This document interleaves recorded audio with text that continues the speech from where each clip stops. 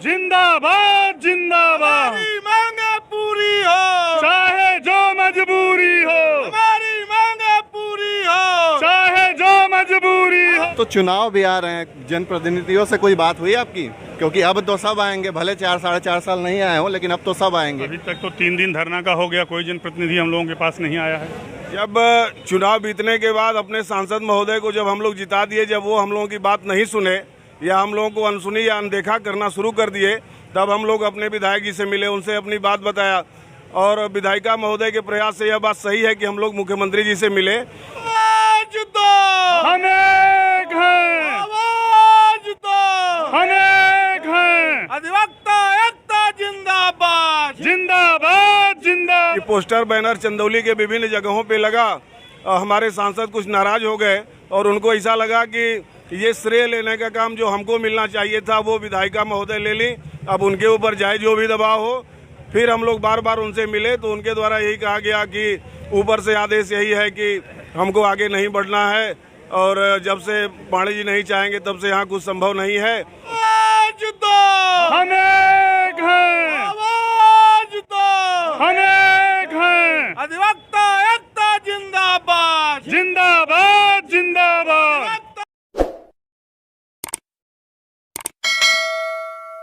नमस्कार, वेदरक्षन्यूज.com देख रहे हैं आप। मैं आपके साथ अवनीश तिवारी। आज हम मौजूद हैं चंदौली कचहरी में। आपको बता दें कि यहाँ पे न्याय को दिलाने वाले वकील जो हैं वो धरने पर हैं, जिनका काम है दूसरों को न्याय दिलाना, लेकिन ये लोग खुद अपना न्याय नहीं पा रहे हैं और इसलिए धरने पे हैं। इनसे हम बात करेंगे। ये लोग का धरना और आंदोलन करने का जो मेन रीजन है मैं आपको बता दूं, ये न्यायालय निर्माण को लेकर है। मैं आपको ये भी बताना चाहूँगा, कुछ साल पहले जो प्रक्रिया शुरू हुई संघर्ष की, तो योगी सरकार बनी, उसके बाद इसका धन भी बाकायदा आवंटन हुआ। जैसा कि इन्होंने बताया, बड़ी बड़ी होर्डिंग्स भी लगी थी पूरे चंदौली जिले में, लेकिन उसके बाद भी आज तक जो न्यायालय का निर्माण है वो नहीं हो पाया है। अभी हम इनसे बात करते हैं, पता करते हैं क्या है प्रोसेस हुआ, कहाँ तक पहुँचा और इसमें उदासीनता किसकी है, क्या स्थानीय प्रशासन की है, क्या जो नेता है उनकी है, किसकी उदासीनता है? देखिए, उदासीनता तो हमारे स्थानीय नेताओं की भी है, जनप्रतिनिधियों की भी है, सांसद महोदय की भी है, विधायक महोदय लोग की भी है और जिला प्रशासन की सबसे बड़ी उदासीनता है। योगी जी से हमारे बड़े अधिवक्ता में बड़े भाई लोग 2019 में मिलने गए थे इसी न्यायालय के भवन के निर्माण को लेकर के। तो योगी जी मिले, पूरा सम्मान किए और उन्होंने तुरंत महज 2 घंटे के अंदर उन्होंने 11 करोड़ रुपये ना भैया 11 करोड़ रुपया उन्होंने तुरंत दे दिया और हम लोगों की पत्रावली पे पूरा सिग्नेचर वगैरह करके पत्रावली बना करके उन्होंने यहाँ के जिला प्रशासन को सौंप दिया। लेकिन यहाँ का जिला प्रशासन पता नहीं किस मद में है कि जिला न्यायालय निर्माण के संबंध में कोई रुचि ही नहीं ले रहा है और आज तक न पूरी ज़मीन अधिग्रहित की गई और योगी जी द्वारा दिया गया जो पैसा है उसको भी उन लोगों ने खर्चा नहीं किया। भाई साहब, ये बताइए आप बेसिकली क्या रीजन क्या है, कारण क्या है, क्यों जिला प्रशासन इतना निरंकुश बना हुआ है? सबसे बड़ा रीजन है कि जिला प्रशासन कहीं भी न्यायपालिका को जो है समुचित व्यवस्था इसलिए नहीं देना चाहता है कि न्याय सुलभ होगा, जनता जागरूक होगी तो इन लोगों का भ्रष्टाचार और लापरवाही समाप्त होगा, इनको पनिश मिलेगा। तो जो पत्रावली जिला न्यायालय निर्माण के लिए माननीय मुख्यमंत्री जी द्वारा भेजी गई थी, सैंक्शन की गई थी, उस पत्रावली को 24 साल से जिलाधिकारी जो आते हैं जाते हैं, एन केन प्रकरण ठंडा बस्ता में डाल देते हैं। तो हम लोग कई सालों से यह समस्या झेल रहे हैं। कई बार आंदोलन हुआ, कई बार जनप्रतिनिधि आते हैं, लॉलीपॉप थमाते हैं और चले जाते हैं। तो इनकी जो एक मंशा है भ्रष्टाचार, जनता परेशान रहे, इनके खिलाफ कोई आवाज़ न उठाए, ये सब पीछे राज का। इसीलिए न्यायपालिका को सुदृढ़ नहीं होना चाहते हैं, मुख्यालय का निर्माण नहीं बनना देना चाहते हैं, एन केन प्रकरण ये जो है लिंगर करना चाहते हैं। अब तो चुनाव भी आ रहे हैं, जनप्रतिनिधियों से कोई बात हुई आपकी? क्योंकि अब तो सब आएंगे, भले 4-4.5 साल नहीं आए हो, लेकिन अब तो सब आएंगे। अभी तक तो 3 दिन धरना का हो गया, कोई जनप्रतिनिधि हम लोगों के पास नहीं आया है। जाके मिलने का भी हम लोग प्रयास किए हैं।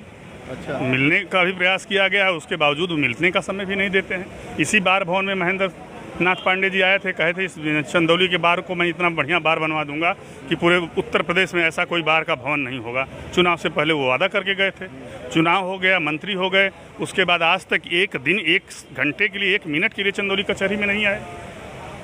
ये बताइए कि कितने साल से संघर्ष कर रहे हैं आप लोग? देखिए, ये 97 का अपना बना हुआ जिला है और 97 से लेके विगत 24 साल से हम लोग अपनी आवाज़ शासन प्रशासन, हाई कोर्ट, सुप्रीम कोर्ट, राज्यपाल, CJI, माननीय उच्च न्यायालय, बार काउंसिल ऑफ इंडिया, ऐसा कोई लीगल फोरम नहीं बचा है जहां हम लोग अपनी आवाज़ नहीं उठाए हैं और ये डिमांड नहीं किए हैं कि चंदौली में न्यायालय भवन नहीं है और न्यायालय भवन के अभाव में यहाँ के बाधिकारी भटक रहे हैं और जो संविधान में एक निष्पक्ष त्वरित न्याय की परिकल्पना की गई है उससे आम जनमानस जो है कहीं न कहीं से अछूता रह जा रहा है।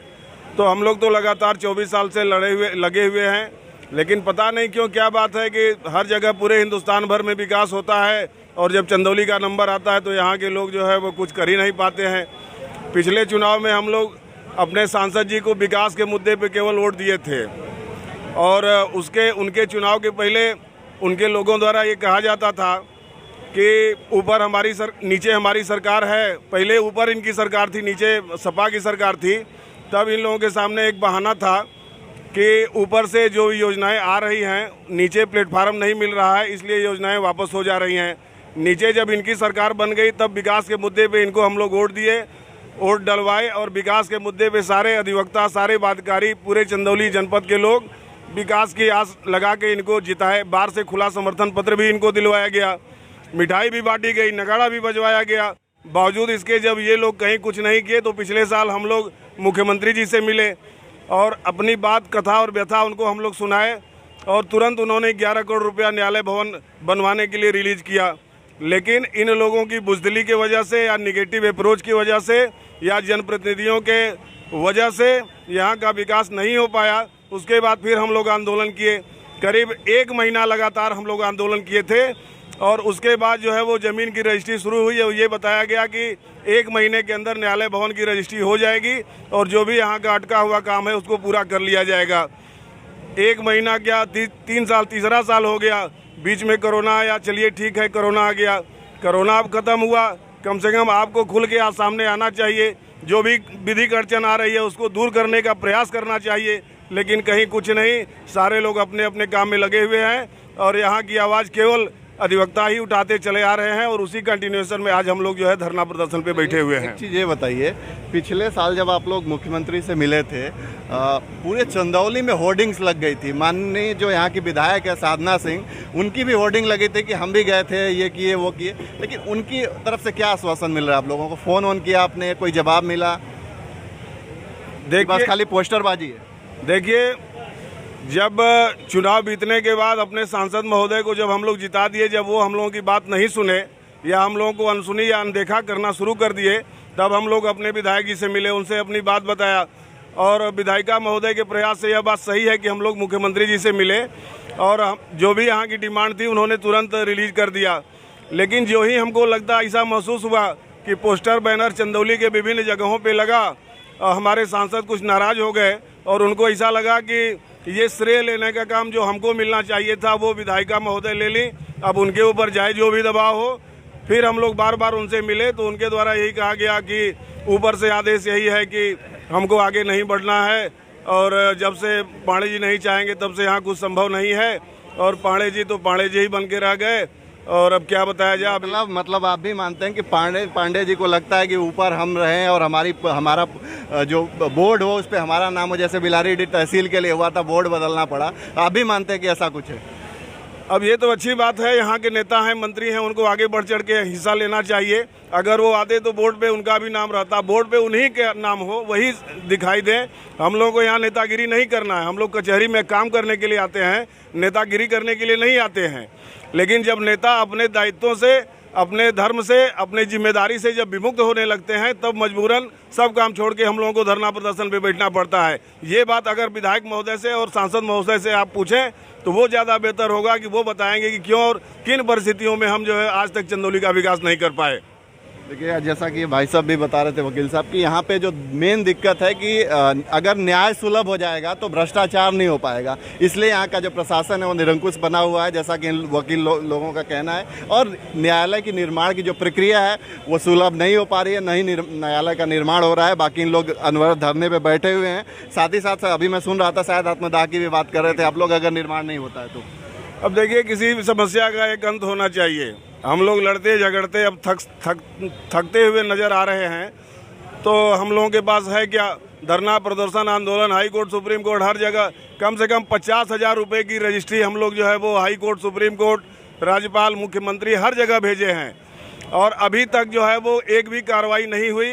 कोई भी सामने आदमी, जो मजबूत आदमी है या सक्षम व्यक्ति है, वो सामने नहीं खुल के आया। नहीं यहाँ की मांग जेन्युइन है या अधिवक्ता अपने लिए नहीं लड़ रहे हैं, बल्कि ये जनहित का मामला है।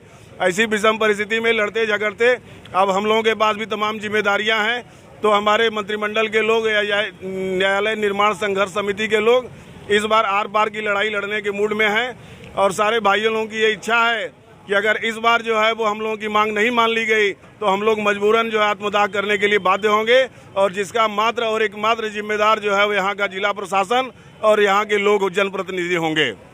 तो सीधे सीधे इन लोग का कहना है कि हम इस बार आर पार के मूड में हैं, कि लड़ाई के मूड में है। और साथ ही साथ विधानसभा का चुनाव है, तो इन लोगों को भी लग रहा है कि ये आसानी से हो सकता है, क्योंकि अब नहीं तो कभी नहीं हो सकता। क्योंकि फिर या तो लोकसभा का चुनाव आएगा, तभी जो सत्ता में बैठे लोग हैं दबाव में होंगे, या फिर अभी जो विधानसभा का चुनाव है तो उन पर प्रेशर होगा, तो न्यायालय जो निर्माण है वो कराया जा सकता है। बाकी का इनका संघर्ष जो है वो अनवरत जारी रहेगा। बाकी बेधड़कnews.com आप देख रहे थे। अगर आप स्टोरी फेसबुक पे देख रहे हैं तो पेज को लाइक करें, यूट्यूब पे देख रहे हैं तो चैनल को सब्सक्राइब करना ना भूलें। धन्यवाद।